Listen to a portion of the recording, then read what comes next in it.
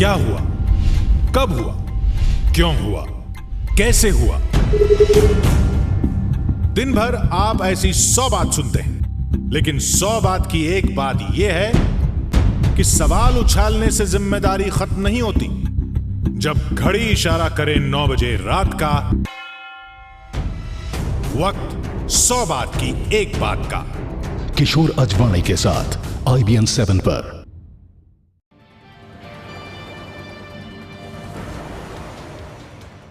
नमस्कार, आपके साथ मैं हूं अर्पिता आर्य और इस वक्त की बड़ी खबर। उरी हमले में 18 जवानों की शहादत के बाद भारत के कड़े रुख से चीन अब चिंता में पड़ गया है। चीन को डर है कि कहीं भारत पाकिस्तान के कब्जे वाले कश्मीर पर हमला न कर दे। दरअसल चाइना का इकोनॉमिक कॉरिडोर पाकिस्तान के कब्जे वाले कश्मीर से होकर जाता है। इस इकोनॉमिक कॉरिडोर पर चीन ने तकरीबन 50 अरब डॉलर, जी हां 50 अरब डॉलर का निवेश कर रखा है। चीन की चिंता है कि अगर भारत ने हमला कर दिया तो उसे जबरदस्त नुकसान उठाना पड़ेगा। यही नहीं, मिडिल ईस्ट से उसे जोड़ने वाला रास्ता भी बंद हो सकता है। बता दें आपको यहाँ कि देश में सरकार और सेना पर जबरदस्त दबाव है कि पाकिस्तान को ईंट का जवाब पत्थर से दिया जाए। सेना ने भी कह दिया है कि वो जवाब देने के लिए सक्षम है और स्वतंत्र हैं, जबकि चीन का कहना है कि दोनों देश इस समस्या का शांतिपूर्ण ढंग से समाधान तलाशें।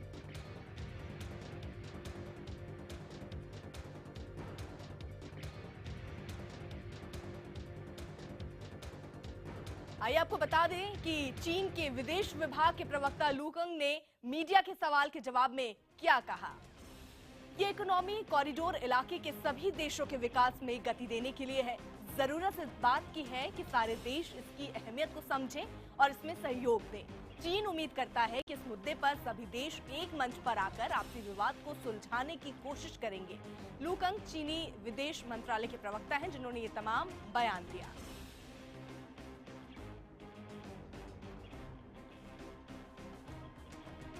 हमारे संवाददाता नीतीश कुमार ज्यादा जानकारी देंगे इस पूरे मुद्दे पर। नीतीश, सवाल कई बड़े हैं। चाइना की अगर बात करें तो चाइना का जो ये बयान है जो उनकी तरफ से आया, उसे कैसे देखा जाना चाहिए, पहले ये विस्तार से समझाएं। देखिए, चाइना पूरी तरह से डरा हुआ है। खास बात यह है कि जो इकोनॉमिक कॉरिडोर है, जिसको चाइना पाकिस्तान इकोनॉमिक कॉरिडोर कहते हैं, उसमें चाइना का 46 अरब डॉलर का निवेश है।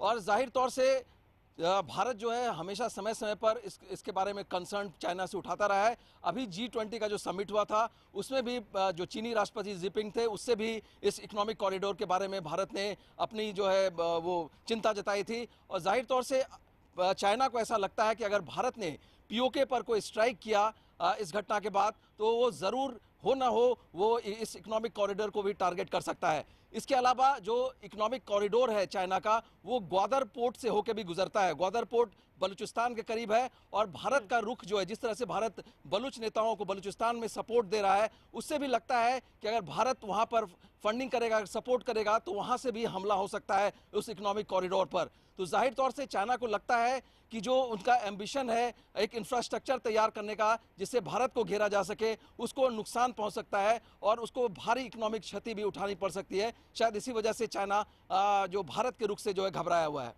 तो यहाँ पर नीतीश क्या लग रहा है, स्ट्रिंग ऑफ पर्ल पॉलिसी को भी झटका लग सकता है चीन के?